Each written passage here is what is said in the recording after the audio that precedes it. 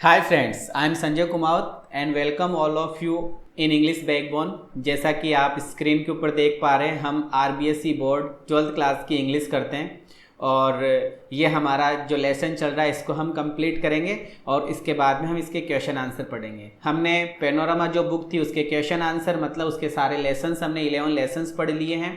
और उसके question answers हमने कर लिए। हमने बुक जिसके अंदर जो अपनी पोइम्स थी उन पोइम्स को हमने कंप्लीट कर लिया। अब हम रेनबो बुक को कंप्लीट करेंगे और इसके बाद में इसके क्वेश्चन आंसर्स पढ़ेंगे। फिर क्लास स्टार्ट करते हैं। Let's start.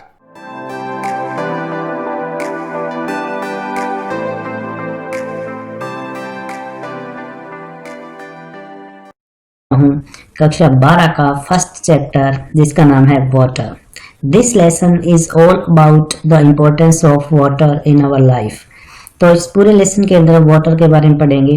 कि वाटर किस तरीके से हमारे लाइफ के लिए, हमारे प्लानेट के लिए उपयोगी है और इसके क्या क्या उपयोग हम करते हैं हमारे दैनिक जीवन के अंदर। तो चलिए हम लेसन को स्टार्ट करते हैं। Man has through the ages sought in vain. Man आदमी ने थ्रू द एजेस इन युगों में शॉट इन वैन। शॉट का मतलब होता है चाहा, इन वैन व्यर्थ में, बेकार में। तो आदमी ने इन युगों में बेकार में ही चाहा है for an imaginary elixir of life. Imaginary elixir, imaginary का मतलब काल्पनिक, एलेक्जायर का मतलब होता है अमृत। जीवन के काल्पनिक अमृत की चाह की है इंसान ने। द डिवाइन अमृता, देवीय अमृत, ए ड्रॉट ऑफ विच, जिसका एक घूंट, ड्रॉट मतलब घूंट, विच वाज थॉट, ऐसा सोचा जाता था, टू कन्फर, कि वो देता है इमॉर्टेलिटी, अमरता। तो पहली लाइन के अंदर क्या बताया है कि man has through the ages, कि आदमी ने इन युगों में शॉट इन वैन,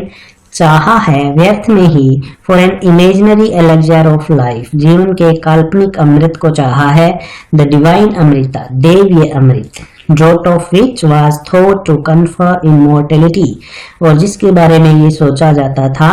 कि ये कन्फर का मतलब होता है देना, इमॉर्टेलिटी अमरता, कि ये अमरता प्रदान करता है। बट लेकिन the true elixir of life, जीवन का जो सच्चा अमृत है, lies near to our hands, वो हमारे हाथों के आसपास ही है। यानी इंसान ने काल्पनिक अमृत की चाह की है हमेशा से आज तक कि अमृत मिल जाए, अमर हो जाए, लेकिन जो जीवन का सच्चा अमृत है वो हमारे आसपास ही है। फॉर, क्योंकि इट इज द कॉमनेस्ट, ये सबसे कॉमन है, ऑफ ऑल लिक्विड, सभी द्रव पदार्थों में ये सबसे कॉमन है। और ये क्या है? प्लेन वाटर, सादा पानी। ये होता जो सच्चा अमृत जो है, ट्रू एलेक्जायर ऑफ लाइफ, वो क्या है? Plain water. I remember one day, एक दिन मैं याद करता हूँ, स्टैंडिंग ऑन द लाइन, एक ऐसी रेखा पर खड़े खड़े, which separates the Libya desert from the valley of Nile in Egypt. तो एक ऐसी लाइन पे खड़े खड़े मैं एक दिन याद करता हूँ, विच सेपरेट्स, जो बांटता है, अलग करता है, the Libya desert, Libya desert को, from the valley of the Nile, Nile नदी घाटी से, इन इजिप्ट, मिस्र में, इजिप्ट के अंदर, नील नदी घाटी और लीबिया डेजर्ट के बीच के अंदर मैं एक दिन खड़ा खड़ा है वो याद करता हूँ। On one side was visible, अब इसके एक तरफ तो विजिबल मतलब दृश्यमान, जो दिखाई देता है, एक तरफ तो हमें दिखाई देता है ए सी ऑफ बिलोइंग सैंड, यानी उमड़ती हुई रेत का समुद्र। इस रेखा के एक तरफ तो उमड़ती हुई रेत का समुद्र है, without a speck of green, speck मतलब धब्बा, तो एक भी हरियाली का धब्बा नहीं है, और a single living thing anywhere visible on it, या कोई भी इसके ऊपर लिविंग थिंग हमें दिखाई नहीं देती है कहीं पर भी, यानी कोई भी जीवित प्राणी नहीं है। यानी एक तरफ तो इसकी क्या है? लीबिया डेजर्ट, जो रेत का समुद्र है, और हरियाली बिल्कुल भी वहां पे नहीं है, और कोई भी लिविंग थिंग हमें वहां पे दिखाई नहीं देती है। ऑन द अदर साइड, और दूसरी तरफ, ले वन ऑफ द ग्रीनेस्ट, सबसे हरा भरा, मोस्ट फर्टाइल, सबसे ज्यादा उपजाऊ, एंड डेंसली पॉपुलेटेड एरिया, और जनसंख्या से भरा हुआ इलाका, to be found anywhere on the earth, जो पृथ्वी पर कहीं भी पाया जा सकता है, टीमिंग विद लाइफ, जीवन से भरा हुआ, एंड वेजिटेशन, और वेजिटेशन से भरा हुआ यानी वनस्पति से भरा हुआ। तो एक तरफ तो लीबिया डेजर्ट है जहाँ पे बिल्कुल भी हरियाली नहीं है और कोई भी जीवन वहां पे दिखाई नहीं देता है, कोई भी जीवित प्राणी जानवर वहां पे नहीं रहता है। और दूसरी तरफ क्या है, सबसे ज्यादा हरा भरा, सबसे ज्यादा फर्टाइल यानी उपजाऊ, डेंसली पॉपुलेटेड, सबसे ज्यादा जनसंख्या वाला इलाका जो पृथ्वी पर कहीं भी पाया जा सकता है। Teeming with life and vegetation, team with का मतलब भरा होना यानी किनारे तक फुल होना, जो जीवन और वनस्पति से भरा हुआ है, यानी खूब सारा जीवन वहां पे, पशु पक्षी और जंगली जीव खूब रहते हैं और पेड़ पौधों की विभिन्न प्रकार की जातियां वहां पे पाई जाती है। तो दो अलग अलग इलाके, एक रेगिस्तान है और दूसरी तरफ लाइफ है, जीवन है। What made this wonderful difference, तो ये जो वंडरफुल डिफरेंस है ये किसकी वजह से हुआ, किस कारण से हुआ, वाई क्यों, it is the water of the river Nile, ये नील नदी के पानी के कारण हुआ है। फ्लोइंग डाउन, जो बहता रहता है नीचे की ओर, टू द मेडिटेरेनियन, भूमध्य सागर की तरफ, फ्रॉम इट्स सोर्सेज, इसके स्रोतों से, couple of thousands of miles away, लगभग 2000 मील दूर से ये पानी आता है। रिवर, नील का जो पानी है, नील नदी का पानी है जो भूमध्य सागर की तरफ बहता है नीचे की ओर, आता कहां से है, from its sources couple of thousands of miles away, 2000 मील दूर से। जियोलॉजिस्ट टेल अस, भूगोलवेता हमें बताते हैं, जियोलॉजिस्ट हमें बताते हैं, that entire soil of the Nile valley, entire मतलब संपूर्ण, सॉइल कहते हैं भूमि को, कि नील नदी घाटी की पूरी जो भूमि है, is the creation of the river itself, वो इस नदी ने खुद निर्माण की है, यानी जो मिट्टी बनाई है वो नील नदी की वजह से वहां पे मिट्टी बनी है, भूमि बनी है। ब्रोट डाउन, और ये मिट्टी लाई गई थी एज द फाइनेस्ट सिल्ट, किस रूप में लाई गई थी, बारीक गाद के रूप में, कीचड़ के रूप में, सिल्ट मतलब गाद या कीचड़, रेत के बारीक कणों के रूप में। इन इट्स फ्लड वाटर्स, इसके बाढ़ रूपी पानी के साथ, नील नदी जो अपने साथ ये लेकर के आई है उपजाऊ मिट्टी, ये बहुत ही बारीक गाद के रूप में बाढ़ के साथ ये आई है पानी के साथ नील नदी के। फ्रॉम द हाईलैंड्स, कहां से आई है, उच्च भूमि से, हाईलैंड से, of Abyssinia and from remote central Africa, Abyssinia से और रिमोट सेंट्रल अफ्रीका और दूर मध्य अफ्रीका से, अबिसिनिया और दूर मध्य अफ्रीका से ये मिट्टी नील नदी घाटी अपने साथ लेकर के आई है पानी के साथ। एंड लेड डाउन, और इस मिट्टी को डाल दिया, थ्रू द एजेस, इन युगों में, इन द ट्रफ, इन गर्तों में, ट्रफ मतलब गर्त, इन गर्तों में डाल दिया, थ्रू विच, जिनमें से the Nile flows into the sea, ये नील नदी बह करके समुद्र के अंदर गिरती है। तो उन गर्तों के अंदर इस नदी ने ये मिट्टी है वो डाल दी है, और फिर ये नदी मिट्टी यहाँ जमा करते हुए इसका पानी आगे कहाँ चला जाता है, समुद्र के अंदर। इसके बाद में आगे देखिए स्टूडेंट्स, इजिप्ट, इनफैक्ट वास्तव में इजिप्ट जो है, मिस्र जो है, was made by it's river, वो इस नदी की वजह से ही बना हुआ था, इस नदी की वजह से ही बना था। इट्स एंशिएंट सिविलाइजेशन, इसकी प्राचीन सभ्यता, वाज क्रिएटेड, बनी थी, एंड इज सस्टेन्ड, और आज भी बनी हुई है, by the life giving waters, इस जीवन देने वाले पानी की वजह से, which come down year after year, जो साल दर साल नीचे आता रहता है, विद अनफेलिंग रेगुलरिटी, बिना असफल हुए नियमितता के साथ। जो ये पानी आता रहता है आबिसिनिया से और सेंट्रल अफ्रीका से, उस पानी की वजह से जो इजिप्ट है उसका निर्माण हुआ और वहां की भूमि इतनी ज्यादा उपजाऊ हुई। अगला पैराग्राफ देखिए, आई गिव दिस एग्जाम्पल, मैं ये एग्जाम्पल देता हूँ, and could give many others, और दूसरे और भी उदाहरण मैं दे सकता हूँ, टू एम्पेसाइज दैट, इस बात पर जोर देने के लिए कि, एम्पेसाइज करने के लिए, जोर देने के लिए कि, दिस कॉमन सब्सटेंस, कि ये जो कॉमन सब्सटेंस है यानी जो सामान्य पदार्थ है, पानी की बात कर रहे हैं, ये जो कॉमन सब्सटेंस है water, which we take for granted, जिसको हम बहुत ही आसानी में ले लेते हैं, इन आवर एवरीडे लाइफ, हमारे दैनिक जीवन के अंदर, इज द मोस्ट पोटेंट, वो सबसे ज्यादा पोटेंट है, महत्वपूर्ण है, पावरफुल है, and the most wonderful thing, और सबसे अद्भुत चीज है, on the face of our earth, हमारी पृथ्वी पर। It has played a role of vast significance, और इसने यानी पानी ने प्लेड ए रोल, एक भूमिका निभाई है, ऑफ वास्ट सिग्निफिकेंस, बहुत ज्यादा महत्वपूर्ण, सिग्निफिकेंस मतलब महत्वपूर्ण, इंपॉर्टेंट, वास्ट मतलब विशाल, बहुत ज्यादा बड़ी भूमिका निभाई है in setting the course of earth history, course मतलब रास्ता, सेटिंग मतलब आकार देना, पृथ्वी के इतिहास का आकार बनाने में, and continues to play leading role, और आज भी ये एक अग्रणी भूमिका निभा रहा है in the drama of life, जीवन के नाटक में, on the surface of our planet, हमारे ग्रह पर, सतह पर, हमारे ग्रह की सतह पर, यानी पृथ्वी पर आज भी जो जीवन अस्तित्व में है वो पानी की वजह से ही है। और अर्थ हिस्ट्री, पीछे पृथ्वी का इतिहास है, उसके अंदर भी पानी की बहुत बड़ी एक भूमिका है। देयर इज नथिंग, ऐसा कुछ भी नहीं है, which add so much to the beauty, जो इतनी ज्यादा सुंदरता जोड़ देता है, इतनी ज्यादा सुंदरता बढ़ा देता है, of the country side, country side कहते हैं ग्रामीण इलाके को, जो ग्रामीण इलाके की सुंदरता बढ़ा देता है, एज वाटर, जितना पानी, यानी पानी जितनी ग्रामीण इलाके की सुंदरता बढ़ाता है उससे ज्यादा कोई और चीज नहीं है जो ग्रामीण इलाके की सुंदरता बढ़ाता है। But just a little stream, चाहिए एक छोटा सा झरना ही क्यों ना हो, स्ट्रीम ही क्यों ना हो, ट्रिकलिंग जो टपक रहा हो, ओवर द रॉक, चट्टान पर से, छोटा सा झरना जो चट्टान से नीचे ट्रिकल कर रहा है, टपक रहा है, बहुत ज्यादा सुंदर लगता है ग्रामीण इलाके में। और अथवा ए लिटिल पॉन्ड, एक छोटा सा तालाब, बाय द वे साइड, मुख्य मार्ग के पास में, यानी मुख्य मार्ग मेन रोड के पास में जो आम रास्ता है, छोटा सा तालाब हो, वेयर जहां पर cattle quench their thirst of evening, जहां पर जो कैटल हैं, मवेशी जो है वो क्या करते हैं, क्वेंच देयर थर्स्ट, अपनी प्यास बुझाते हैं, ऑफ एन इवनिंग, एक शाम को।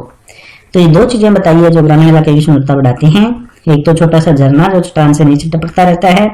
और एक वे साइड पॉन्ड जहां पर जो एनिमल्स हैं वो अपनी थर्स्ट को क्वेंच करते हैं, इवनिंग में प्यास बुझाते हैं। द रेन फेड टैंक्स, और जो वर्षा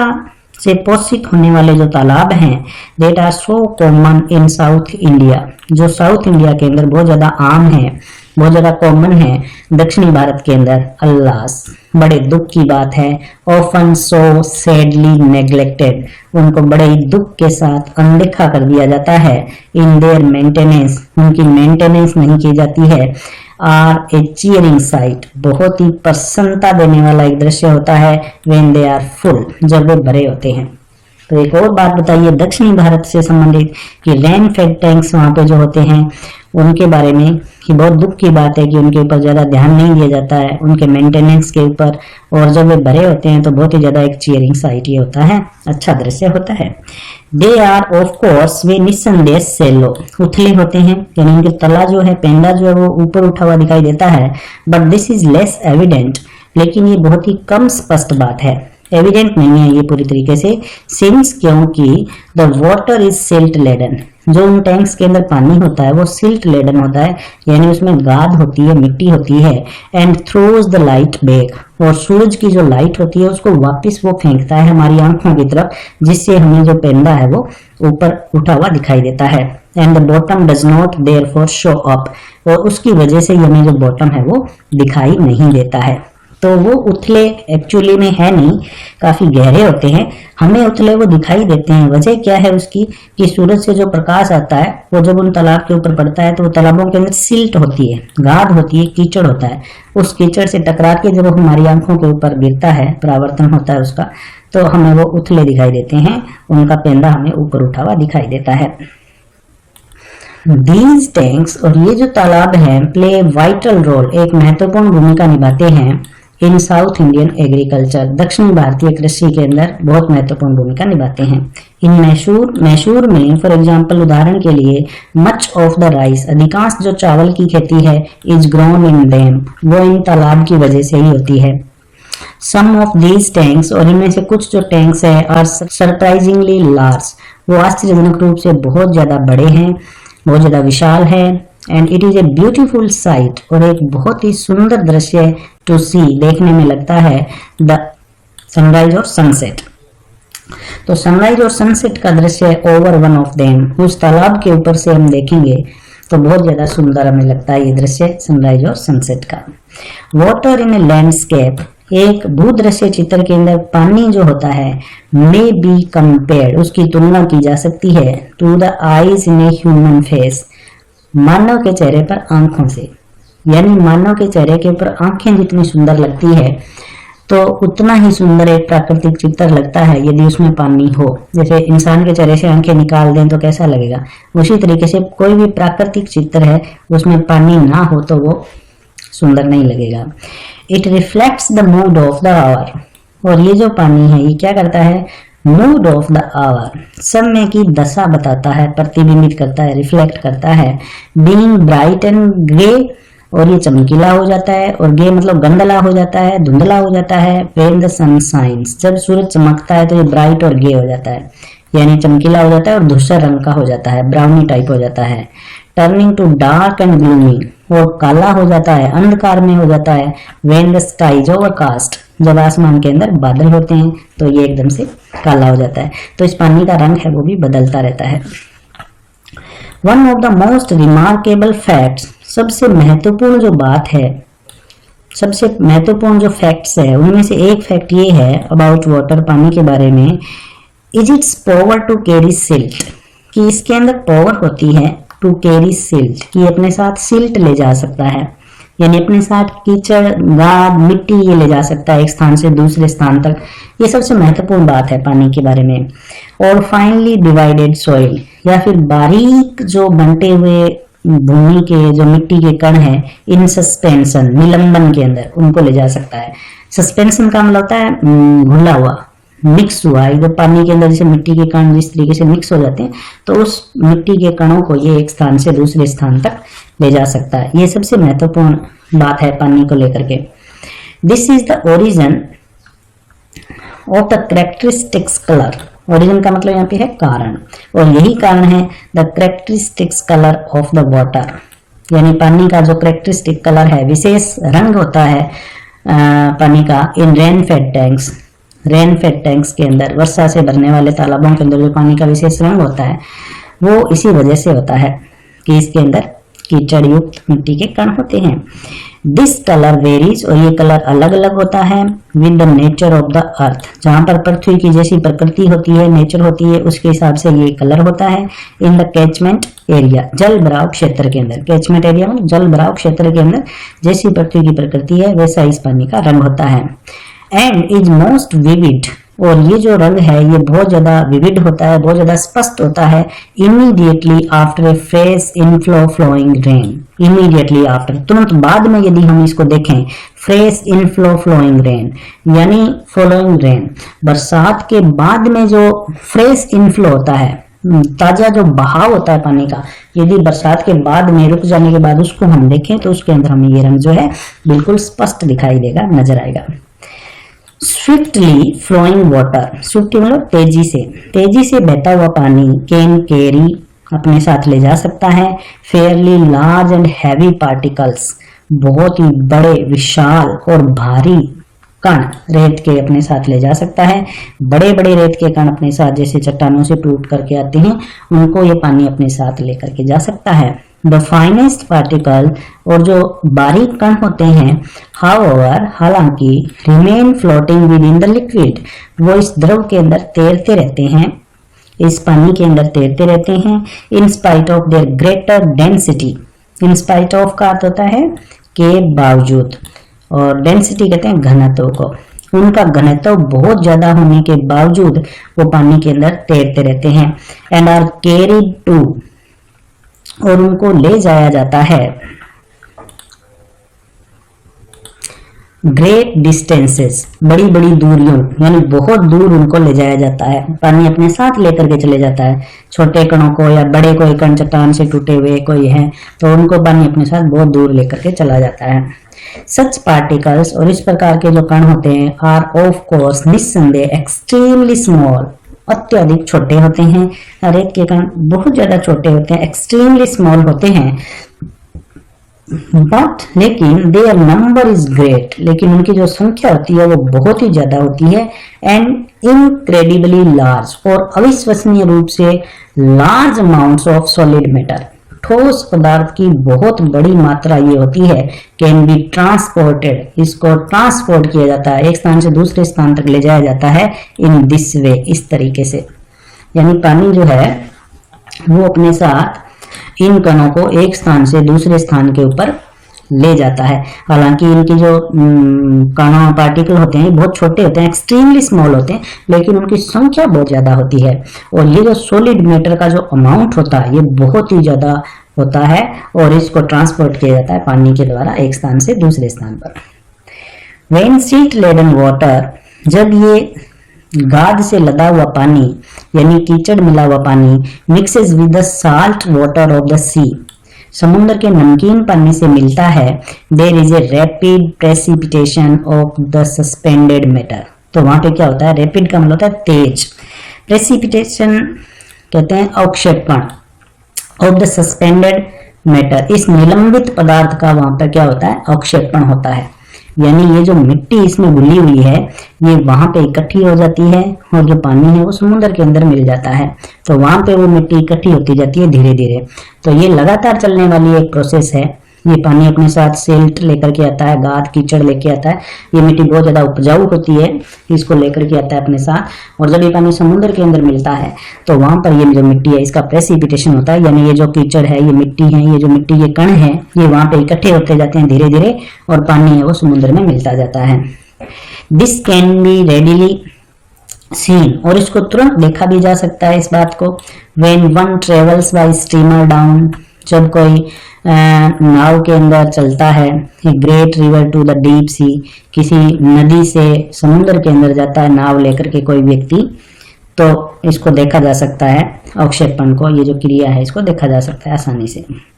the colour of the water changes successively, successively का मतलब लगातार, तो पानी का कलर है वो लगातार चेंज होता रहता है, फ्रॉम द मडी रेड और brown,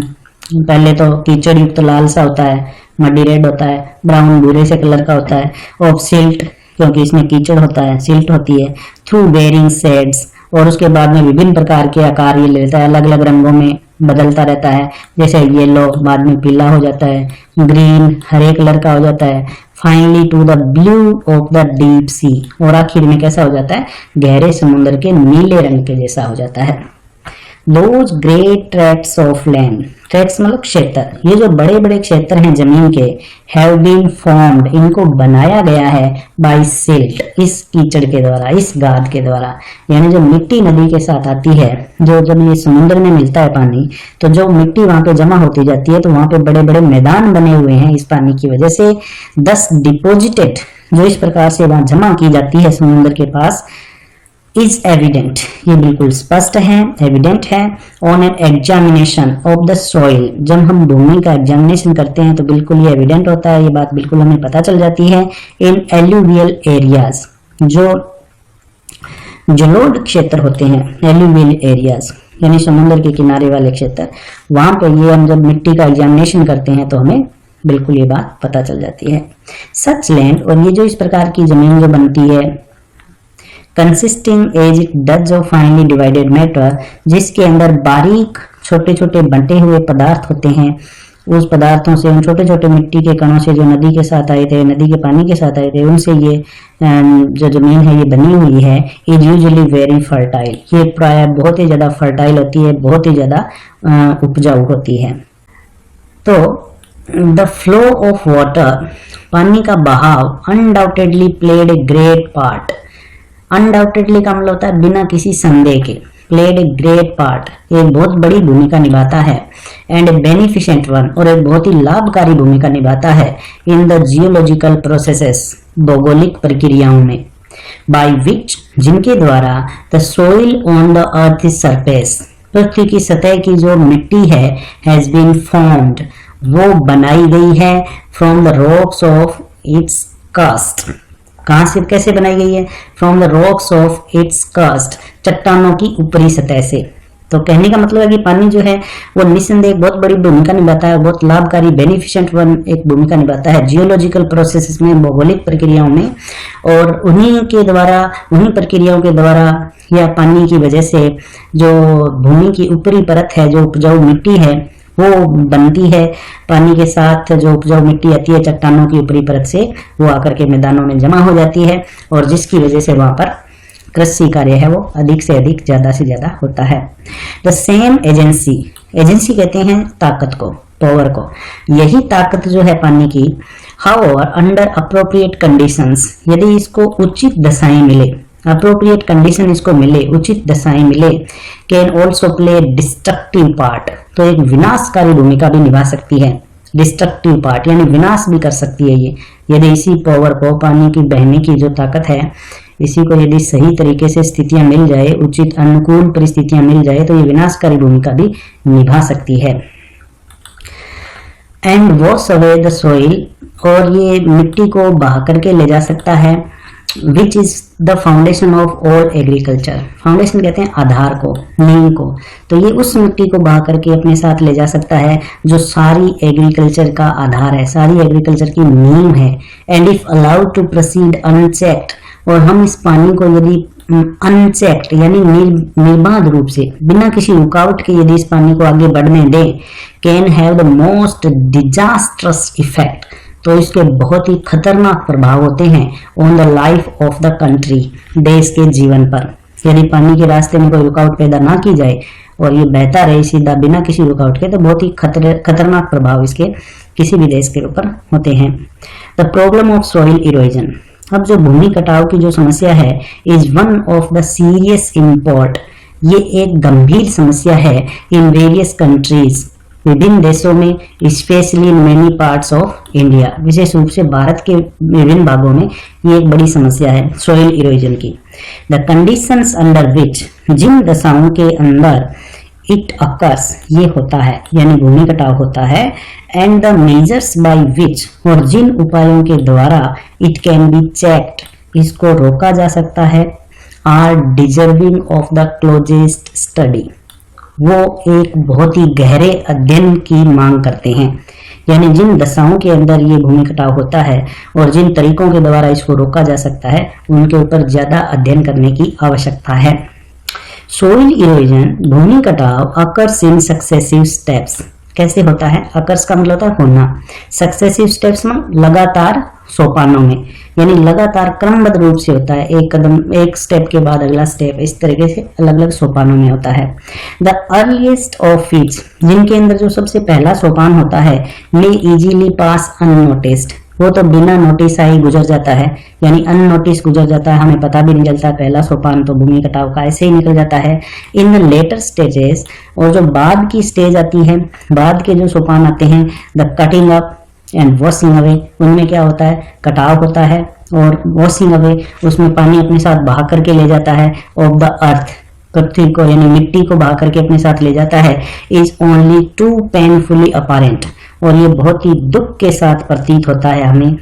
in the formation of deep gullies, इससे किस चीज का फॉर्मेशन होता है, किस चीज का निर्माण होता है? डीप गलीज, गहरी गहरी नालियों का, एंड रेविन्स, और गर्तों का, रेविन्स मतलब गर्त, खड्डे, गहरी गहरी नालियों का, गर्तों का निर्माण हो जाता है, which makes all agriculture impossible, जिससे सारी जो एग्रीकल्चर है वो इम्पॉसिबल हो जाती है, असंभव हो जाती है। हम नालियों के अंदर और गर्तों के अंदर खेती है वो नहीं कर सकते हैं। तो इसलिए भूमि का कटाव है वो अलग अलग सोपानों में होता है। पहले सोपान का तो हमें पता नहीं चलता है, लेकिन बाद में जो सोपान आगे आते हैं उसमें cutting up and washing away the earth, उसमें मिट्टी का कटाव होता है और पानी के साथ बह करके वो चले जाती है, और गहरे गहरे खड्डे बन जाते हैं, नालियां बन जाती है, गर्त बन जाते हैं, जिससे खेती का कार्य है वो इम्पॉसिबल हो जाता है। Sudden burst of excessively heavy rain, sudden burst, burst का मतलब फूट पड़ना, अचानक से फूट पड़ना, एक्सेसिवली हैवी रेन, एक्सेसिवली मतलब अत्यधिक, हैवी रेन भारी वर्षा, अचानक से भारी वर्षा का फूट पड़ना, रिजल्टिंग, उसका परिणाम क्या होता है? In a large run of surplus water, क्या होता है? सरप्लस वाटर कहते हैं अतिरिक्त पानी को,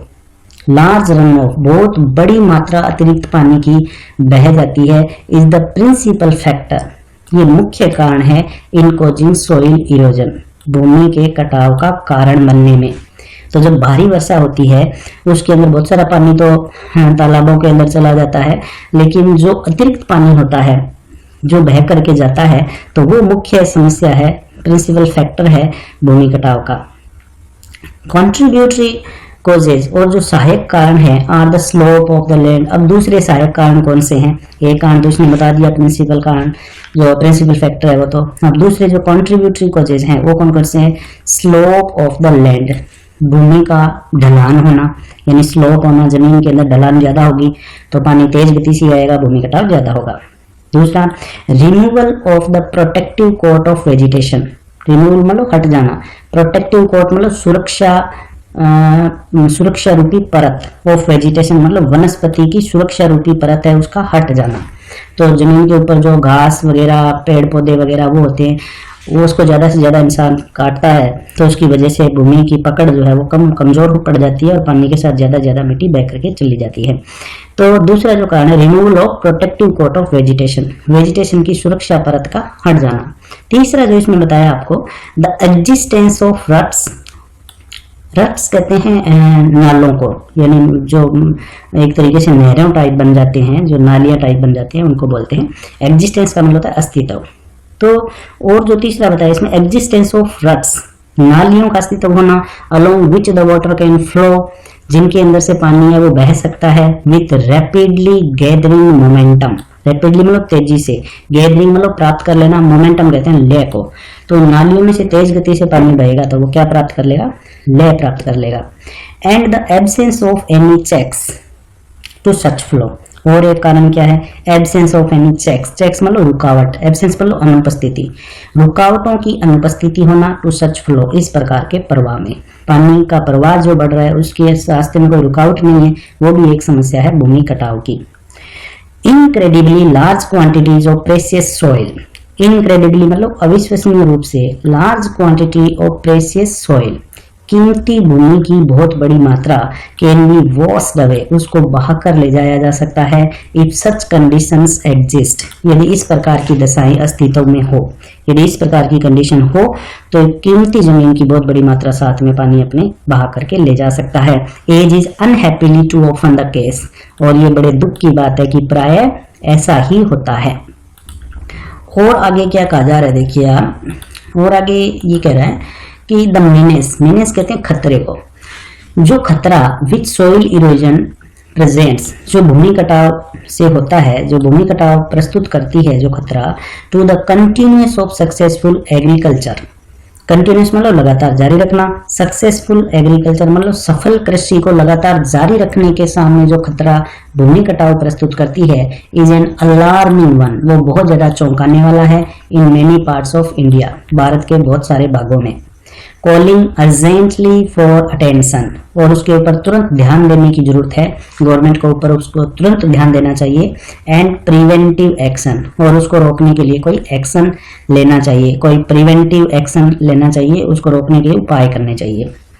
तो कुछ रोकने के उपाय बताए हैं, गवर्नमेंट क्या क्या उपाय कर सकती है भूमि कटाव को रोकने के लिए। तो पहला उनमें से यहाँ पे दिया है टेरेसिंग ऑफ लैंड, जमीन को सीढ़ीदार बना देना। टेरेसिंग का मतलब होता है सीढ़ियां बना देना, जमीन को सीढ़ीदार बना देना, जिससे पानी है उसकी स्पीड नहीं बनेगी, मोमेंटम हासिल वो नहीं कर पाएगा।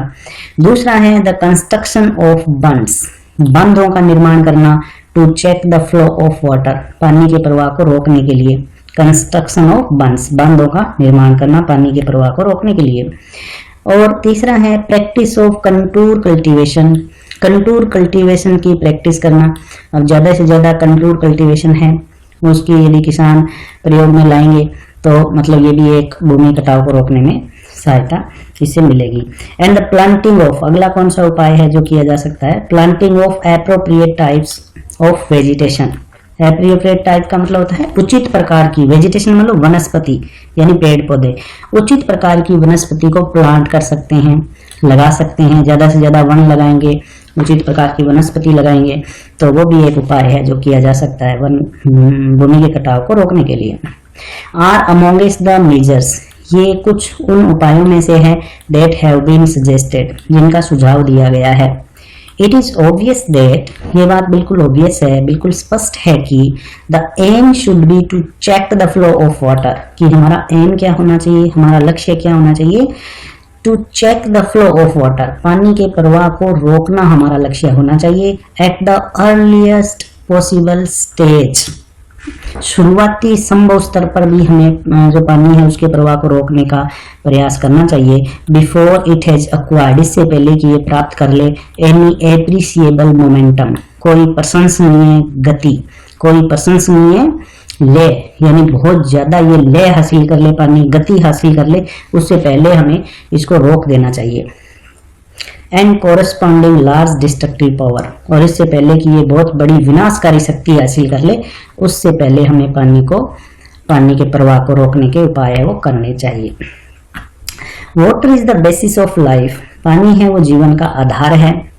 Every animal and every plant, हर जानवर, हर मवेशी और हर जो पौधा होता है, कंटेन्स, वो अपने आप में रखता है ए सब्सटेंशियल प्रोपोर्शन, एक काफी ज्यादा हिस्सा ऑफ फ्री और कंबाइंड वाटर। फ्री मतलब स्वतंत्र, कंबाइंड वाटर यानी मिश्रित पानी, स्वतंत्र या मिश्रित पानी हर पौधे के अंदर या हर इंसान के अंदर, जानवर के अंदर फ्री, कुछ तो सीधा फ्री पानी होता है, कुछ कंबाइंड वाटर होता है जो अंदर किसी में मिला हुआ होता है, मिक्स होता है। इन इट्स बॉडी, अपने शरीर में ये होता है, हर जानवर या पौधे के शरीर में ये होता है। And know kind of physiological activity, और किसी भी प्रकार की जो शारीरिक एक्टिविटी है, क्रिया है, इज पॉसिबल, वो संभव नहीं है, in which the fluid does not play an essential part, जिसके अंदर ये फ्लूइड यानी ये पानी does not play an essential part, एक आवश्यक भूमिका ना निभाता हो। तो ऐसी कोई भी फिजियोलॉजिकल एक्टिविटी पॉसिबल नहीं है जिसके अंदर पानी की भूमिका ना हो। वाटर इज, पानी जो है ऑफ कोर्स निस्संदेह necessary for animal life, animal life के लिए जरूरी है, जानवरों के जीवन के लिए पानी जरूरी है। While moisture in the soil, और जमीन के अंदर जो नमी होती है, मॉइस्चर होती है, इज इक्वली इम्पेरेटिव, वो भी पूरी तरह से बराबर रूप से आवश्यक है for the life and growth of plants and trees, पौधों के और पेड़ों के लाइफ के लिए और उनकी ग्रोथ के लिए, उनकी बढ़ोतरी के लिए जो जमीन के अंदर नमी है उसकी भी बहुत ज्यादा जरूरत होती है। थ्रू द क्वांटिटी, हालांकि जो इसकी मात्रा होती है, नेसेसरीली वेरीज, वो आवश्यक रूप से भिन्न भिन्न हो सकती है। इनॉर्मसली, काफी ज्यादा, इनॉर्मसली का मतलब होता है अत्यधिक, बहुत ज्यादा इसकी जो मात्रा है वो भिन्न भिन्न हो सकती है। विद द स्पेसीज, प्रजातियों के हिसाब से, यानी कुछ पौधे हैं उनको पानी की कम मात्रा की जरूरत होती है, और कुछ जो पौधे होते हैं उनको पानी की बहुत ज्यादा मात्रा की आवश्यकता होती है। तो पौधों की प्रजातियों के हिसाब से पानी की मात्रा कम ज्यादा हो सकती है। जैसे खेजड़ी का पेड़ होता है, वो रेगिस्तान में उगता है तो उसको पानी की कम जरूरत होती है, और जैसे आम का पेड़ होता है या दूसरे कोई फलों के पेड़ हैं, उनको पानी की ज्यादा आवश्यकता होती है। तो ये जो मात्रा है पानी की, ये आवश्यकता अनुसार कम ज्यादा हो सकती है। तो उसके बाद में आगे देखिए, the conservation and utilisation of water, पानी का संरक्षण, कंजर्वेशन मतलब संरक्षण और यूटिलाइजेशन का मतलब उपयोग। पानी का संरक्षण और पानी का उपयोग इज दस फंडामेंटल, बहुत ज्यादा फंडामेंटल है, फंडामेंटल का मतलब बहुत ज्यादा जरूरी है, बहुत ज्यादा आवश्यक है फॉर ह्यूमन वेलफेयर, मानव कल्याण के लिए बहुत ज्यादा जरूरी है। ये मानव के कल्याण के लिए पानी का संरक्षण करना चाहिए और पानी का उपयोग सही तरीके से करना चाहिए, बहुत ज्यादा जरूरी है। Apart from artesian water, artesian water कहते हैं भूमिगत जल को, भूमिगत जल के अलावा the ultimate source in all cases, सभी केसेस के अंदर जो आखिरी स्रोत होता है, अल्टीमेट सोर्स होता है पानी का, इज रेन, या तो वो वर्षा होता है और स्नोफॉल, या फिर वो क्या होता है, बर्फबारी जो होती है वो होती है। तो या तो भूमिगत जल होता है, आर्टिजन वाटर होता है, उसके अलावा जो अल्टीमेट सोर्स होता है वो क्या होता है, बरसात होती है, या फिर क्या होता है, बर्फबारी होती है, वो होता है। तो ये दो चीजें यहाँ पे बताई है। मच ऑफ इंडियन एग्रीकल्चर, भारतीय कृषि की जो अधिकांश कृषि होती है, डिपेंड्स ऑन, वो निर्भर करती है सीजनल रेनफॉल, मौसमी वर्षा के ऊपर, and is therefore very sensitive, और इसलिए वो बहुत ज़्यादा सेंसिटिव होती है, बहुत ज़्यादा संवेदनशील होती है टू एनी फेल्योर और इरेगुलरिटी ऑफ द सेम, यानी फेल हो जाए, असफल हो जाए, या इरेगुलरिटी हो जाए, अनियमितता हो जाए ऑफ द सेम, यानी वर्षा के अंदर। तो वर्षा के ऊपर डिपेंड करती है, मौसमी फसलें होती है इंडिया के अंदर ज़्यादातर, तो ये बहुत ज़्यादा सेंसिटिव है। यदि वर्षा फेलियर हो जाए, वर्षा ना हो किसी सीजन के अंदर, या अनियमित वर्षा हो, तो ये नुकसान हो सकता है कृषि को, कृषि है वो इंडिया के अंदर नहीं होगी, क्योंकि वर्षा के ऊपर ये निर्भर ज़्यादा से ज़्यादा करती है। The problems of soil erosions, भूमि कटाव की जो समस्याएं हैं, एंड ऑफ इनएडिक्वेट और इरेगुलर रेनफॉल। तो एक तो भूमि कटाव की समस्या, एंड ऑफ इनएडिक्वेट और इरेगुलर रेनफॉल, और दूसरा इनएडिक्वेट का मतलब है अपर्याप्त, इरेगुलर अनियमित, अपर्याप्त और अनियमित वर्षा की जो समस्या है आर क्लोजली कनेक्टेड, ये आपस में जुड़े हुए हैं विद ईच अदर, एक दूसरे के साथ क्लोजली कनेक्टेड है। भूमि कटाव की समस्या और अपर्याप्त और इरेगुलर वर्षा की जो अनियमित वर्षा की जो समस्या, दोनों आपस में जुड़े हुए हैं। इट इज क्लियर, ये बात बिल्कुल स्पष्ट है, that the adoption of techniques, कि यदि हम उन टेक्निक्स को अपनाएं, अडॉप्ट करें, उन तरीकों को अपनाएं, प्रिवेंटिंग सॉइल इरोजन, जो भूमि कटाव को रोकने के काम में आते हैं, उन तरीकों को यदि युक्तियों को हम अपनाएं, वुड ऑल्सो हेल्प, वो हमारी मदद भी करेंगे, to conserve and keep the water, पानी को संरक्षित करने में और पानी को रखने में, वेयर इट इज वांटेड, जहां पर इस पानी की कमी है वहां पे हम इसको रख सकते हैं। यदि हम भूमि कटाव के रोकने के तरीके अपनाएंगे, भूमि कटाव के रोकने के तरीके क्या होते हैं, ज्यादा से ज्यादा पेड़ पौधे लगाएंगे, तो ज्यादा से ज्यादा पेड़ पौधे लगाएंगे तो बरसात भी ज्यादा होगी। तो दोनों समस्याएं हैं वह आपस में एक दूसरे से कनेक्टेड है। इन अदर वर्ड्स, दूसरे शब्दों में, on and in the soil, on मतलब ऊपर, इन मतलब अंदर, हम जमीन के ऊपर या जमीन के अंदर जहां पे हमें पानी को रखना है वहां पे हम रख पाएंगे। तो यदि हम भूमि कटाव को रोकने के तरीके अपनाएंगे तो जमीन के ऊपर या जमीन के अंदर जहां पे पानी को हमें रखना है हम रख पाएंगे, सफल हो पाएंगे इसमें। एंड सच टेक्निक्स, और इस प्रकार की जो तकनीकें हैं, देयरफॉर सर्व डबल पर्पज, ये दोहरे उद्देश्यों की पूर्ति करती है। इट इज एविडेंट, ये बात बिल्कुल स्पष्ट है, however that in a country, कि एक देश के अंदर, हैविंग ओनली सीजनल रेनफॉल, जिसके अंदर केवल मौसमी बरसात हो, एक ऐसे देश के अंदर an immense quantity of rain water, immense मतलब काफी ज्यादा, क्वांटिटी ऑफ रेन वाटर, बरसात के पानी की काफी ज्यादा मात्रा, must necessarily run of the ground, वो जमीन से बह करके चली जाती है। तो ये बात बिल्कुल स्पष्ट है, एक ऐसा देश जिसके अंदर सीजनल रेनफॉल होती है, उसके अंदर बरसात के पानी की काफी ज्यादा जो मात्रा है वो बह करके बेकार हो जाती है, चली जाती है। The collection and utilisation of this water, इस पानी को कलेक्ट करना, संग्रह करना और इस पानी का यूटिलाइजेशन करना यानी उपयोग करना, is therefore of vital importance, बहुत ज्यादा महत्वपूर्ण विषय है। वाइटल मतलब बहुत ज्यादा, इंपॉर्टेंस मतलब महत्व का विषय है। मच ऑफ, इसका अधिकांश,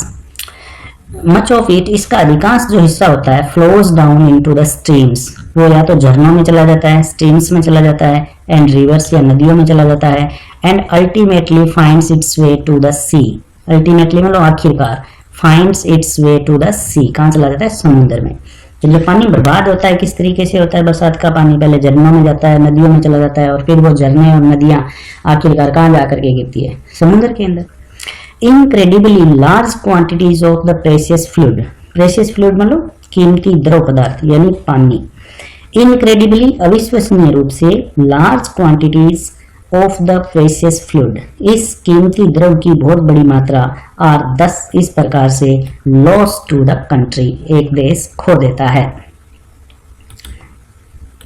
the harnessing of reverse,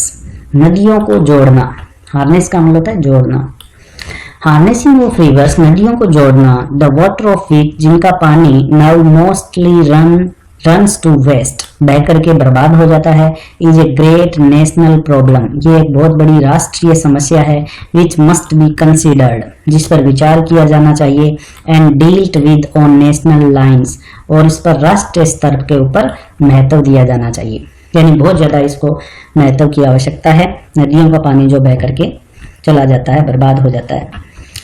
vast areas of land, जमीन के बहुत बड़े बड़े जो क्षेत्र हैं, which at present are near scrub jungles, जो अभी वर्तमान में क्या है, नियर मतलब केवल मात्र,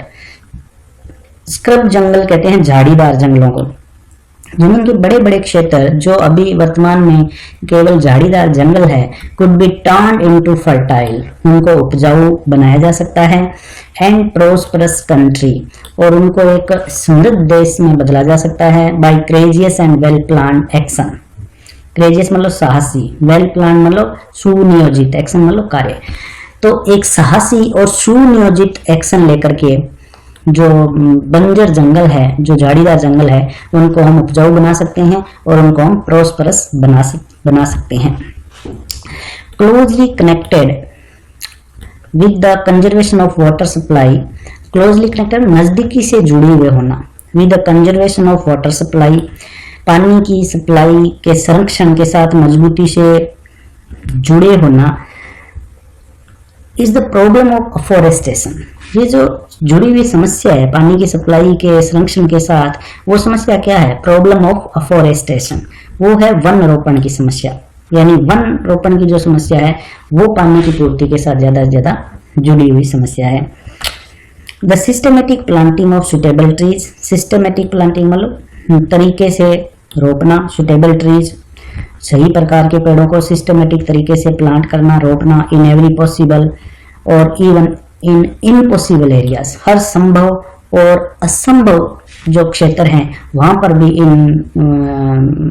पेड़ों को रोपना। And the development of what one can call civilised forest, और विकास करना जिसको कोई कहता है सिविलाइज्ड फॉरेस्ट, यानी सभ्य जंगलों का विकास करना। सिविलाइज्ड फॉरेस्ट कौन से होते हैं? सिविलाइज्ड फॉरेस्ट वो होते हैं जो इंसान के द्वारा लगाए जाते हैं। एज डिस्टिंग्विश्ड, जो अलग होते हैं, डिस्टिंग्विश्ड होते हैं, भिन्न होते हैं from wild and untamed jungle. Wild और अनटेम्ड का मतलब होता है अनियंत्रित जंगल। तो ये जो सिविलाइज्ड फॉरेस्ट होते हैं ये तो इंसान के द्वारा लगाए जाते हैं, और वाइल्ड और अनटेम्ड जंगल होते हैं ये अपने आप उगते हैं। तो सिविलाइज्ड फॉरेस्ट का हमें विकास करना चाहिए, ज्यादा से ज्यादा वन लगाने चाहिए। Is one of the most urgent needs of India, ये भारत की सबसे ज्यादा जरूरी आवश्यकता है। सच प्लांटेशन, इस प्रकार का रोपण, वुड डायरेक्टली और इनडायरेक्टली, प्रत्यक्ष रूप से या अप्रत्यक्ष रूप से, prove a source of untold wealth. Untold wealth कहते हैं असीम संपदा को, एक असीम संपदा का सोर्स साबित होगा टू द कंट्री, हमारे देश के लिए।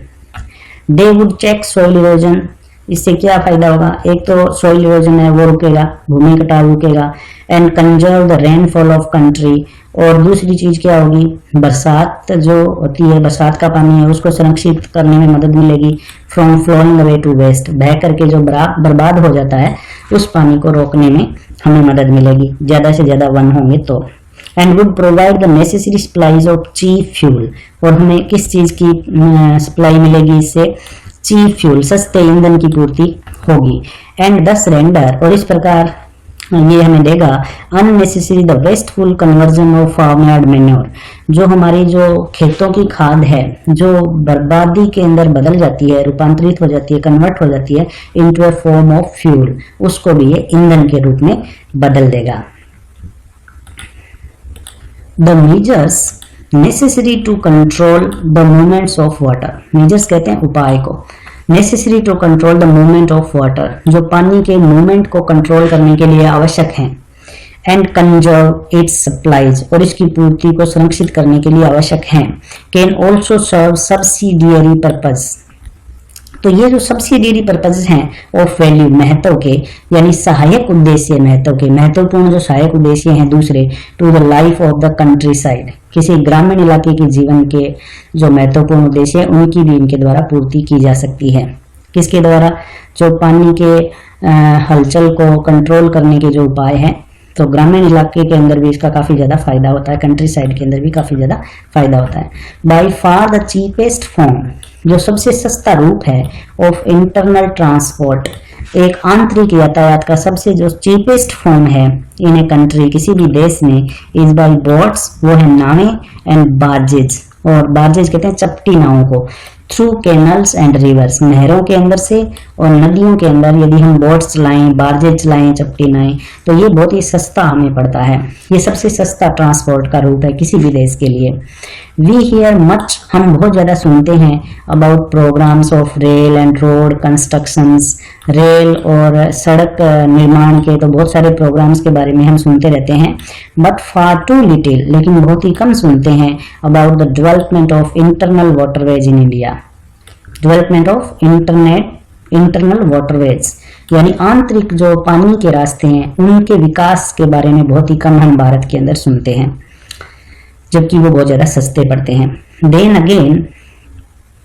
एक बार फिर से the harnessing of water supplies, ये पानी की पूर्ति है उसको जोड़ना, ऑल्सो मेक्स पॉसिबल, संभव बनाता है, the development of hydro electric power, किसके विकास को, हाइड्रो इलेक्ट्रिक पावर, यानी जो इलेक्ट्रिसिटी है उसके विकास को भी ये संभव बनाता है।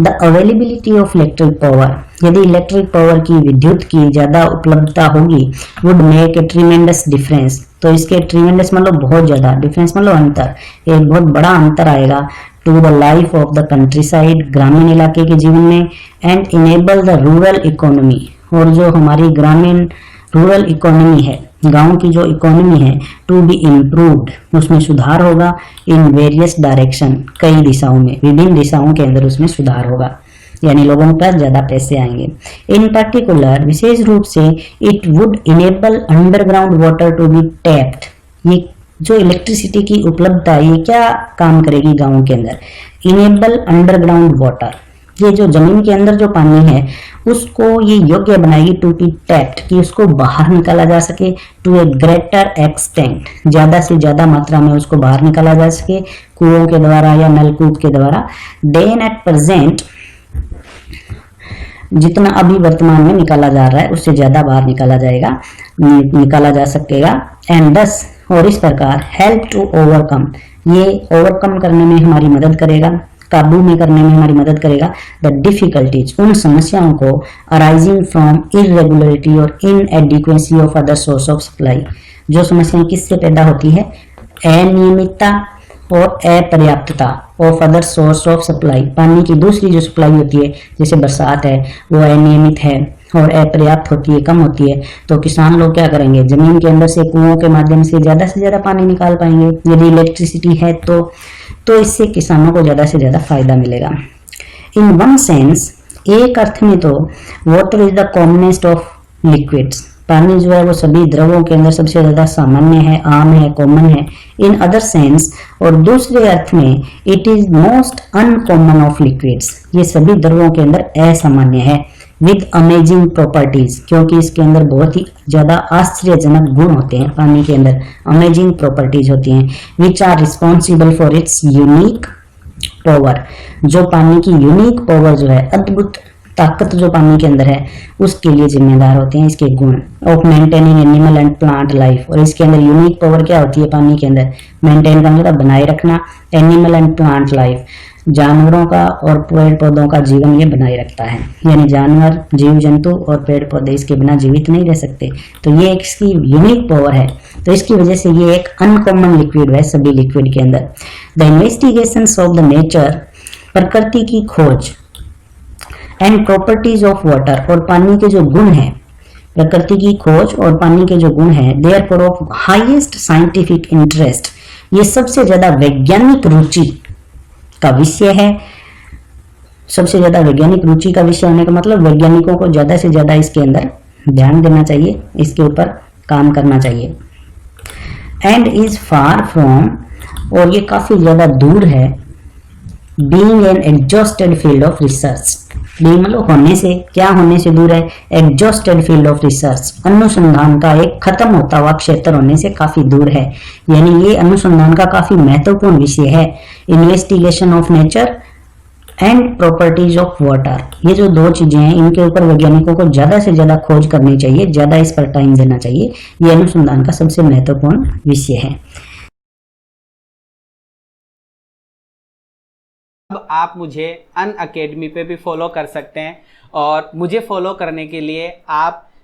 अनअकैडमी की लर्निंग ऐप के सर्च ऑप्शन में आप मुझे संजय कुमावत के नाम से सर्च करेंगे, और फॉलो अगर आपको नहीं करना आता है तो मैं कुछ स्टेप्स आपको बता रहा हूँ, उनको आप फॉलो करके मुझे फॉलो कर पाएंगे। तो मोबाइल की स्क्रीन के ऊपर जैसे ही आप जाएंगे तो आपको वहाँ पे एक प्ले स्टोर का ऑप्शन मिलेगा, आप अपने मोबाइल के प्ले स्टोर में जाइए और वहाँ उस पर क्लिक करने के बाद में आप अनअकैडमी की लर्निंग ऐप का जो ऑप्शन आता है उसको चूज कीजिए। उसको चूज करने के बाद में आप उसको इंस्टॉल कर लीजिए, मतलब आप उसको डाउनलोड कर लीजिए, उसके बाद में आप उसको ओपन कीजिए। ओपन करने के बाद में यहाँ से जब आप ओपन करेंगे तो उसके बाद में आपको सबसे पहले लर्निंग ऐप वाले ऑप्शन के अंदर मोबाइल नंबर पूछेंगे, तो आप अपने मोबाइल नंबर यहाँ पे डालेंगे, आप यहाँ पे कंटिन्यू करेंगे और कंटिन्यू करने के बाद में आपके पास में OTP आएगा और OTP आने के बाद में आप उसको सबमिट करेंगे। उसके बाद में आप यहाँ पर अपना नाम लिखेंगे, ये देखिएगा आप यहाँ पे अपना नाम लिखेंगे, यहाँ पे मोबाइल नंबर लिखा हुआ रहेगा और यहाँ पे आपको अपनी ईमेल जो ईमेल है वो डालनी है। यहाँ पे आप अपना स्टेट डाल देंगे, जो के बाद में कंटिन्यू करेंगे। कंटिन्यू करने के बाद में कुछ इस प्रकार उसके अंदर यहाँ पर UPSC, बैंक, SSC, रेलवे ऐसा कुछ लिखा हुआ रहेगा, तो आप इनमें से कोई भी चूज कर लीजिए। मैं चाहूंगा कि आप चूज करें, थोड़ा सा ऊपर करके देखेंगे तो आपको यहाँ पर NDA लिखा हुआ मिलेगा, तो आप NDA air force and XY group वाला जो है उसको चूज करेंगे। उसके बाद में आपको पूछा जाएगा कि आप किस लैंग्वेज में पढ़ना चाहते हैं, तो आप हिंदी पे चूज करेंगे। हिंदी चूज करने के बाद में आप यहाँ ये जो ऑप्शन दिख रहा है ये गोल गोल वाला, इसको हम सर्च के नाम से जानते हैं, तो आप यहाँ पे सर्च करेंगे और सर्च यहाँ पे जब आप दबाएंगे तो आपको लिखना होगा संजय कुमावत, और संजय कुमावत लिखने के बाद में आप फिर से सर्च करेंगे तो आपको मेरा इस तरीके का फेस नजर आएगा जिसमें लिखा हुआ आपको दिख रहा है फॉलो। ये जो फॉलो लिखा हुआ है यहाँ पे आप क्लिक करके मुझे फॉलो कर लेंगे। उसके बाद में कुछ इस पर फेस आएगा, मतलब व्हाइट बैकग्राउंड बन जाएगा, तो मैं फॉलोइंग लिखा हुआ मिल जाएगा आपको। फिर आप संजय कुमावत या मेरी फोटो के ऊपर क्लिक करेंगे तो मेरा पूरा इंटरफेस खुल जाएगा, जिसके अंदर आपको जो भी मैं वीडियोस डालूंगा वो सबका नोटिफिकेशन मिलता रहेगा। तो इस प्रकार से आप मुझे अकेडमी की लर्निंग ऐप के ऊपर आप मुझे फॉलो कर सकते हैं।